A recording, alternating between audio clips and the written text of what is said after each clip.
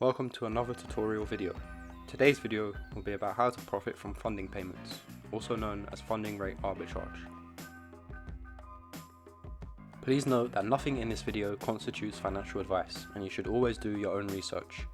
A funding rate arbitrage strategy can help you make profit, but requires some monitoring, and your results can be affected if market conditions, and hence funding rates, suddenly change. To get started, let's explain what a funding rate is.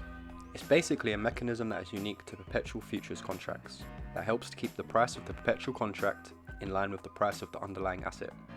The mechanism works by transferring money between traders depending on the direction of their position and the current funding rate.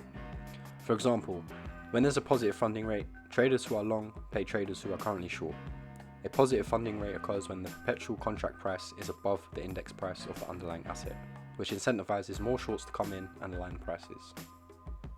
The size of the funding payments received or paid by a trader depends on two things: the magnitude of the funding rate and their position size, where a bigger position size earns more or pays more in funding payments. The diagram shown here explains how funding payments work, which is taken from our article on the topic and is linked in the description below. What follows in this video is an example of how to profit using funding payments by trading on Perp and a centralized exchange, and these are the steps we'll be taking. We'll open a short position for an asset on an exchange where the funding rate is positive, then open a long position with equal size for the same asset on an exchange where the funding rate is negative. Then close these trades once we've earned some yield from the accumulation of funding payments. Funding rate arbitrage works best when there's been an event that has affected a token's price. In this example, we're going to trade BNB, as less than 24 hours from recording this video, the SEC sued Binance, which has led to a massive drop in BNB. And here we can see the funding rate is positive at around 0.06%. We can see the historical funding rate from the trading chart, which has jumped sharply as BNB's price fell, where traders are buying the dip and the price of the perpetual contract is above the index price. Now we go to the order panel, and I'm going to enter a short position for BNB with a size of 5,000 USD. Note that this position will earn funding payments since the rate is currently positive.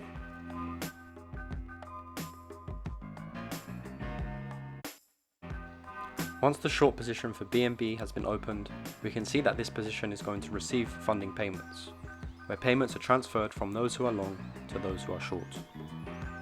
The next step is to check Coinglass, a website that shows the funding rates across different exchanges. What we need to do now is find out where the funding rate is negative for BNB, and visit that exchange and go long with a $5,000 position. So we scroll down to BNB and we can see that there's a negative funding rate for this token on the OKX exchange. So then we visit OKX, open the BNB pair and check the current and next funding rates, which are both negative. The next step is to then open a long position of equal size of the one on Perp. So we're entering a $5,000 long on BNB. Click long and then confirm the trade. Once the position is open, take note of the estimated liquidation price. Now we just wait to accrue funding payments and close the positions once some yield has been generated. In the next part of the video, we'll explain the same strategy, but we'll use spot assets instead of perpetual futures to get long exposure. Instead of opening a position on another exchange, you can also use spot assets for the long side of this arbitrage trade. This can be achieved with Perp's multi-collateral feature. Basically, we deposit some USDC to cover the trading fees and any unrealized P&L, and then deposit some ETH or OP. In this example, we'll use OP. Since we have deposited OP, we are essentially long on this token.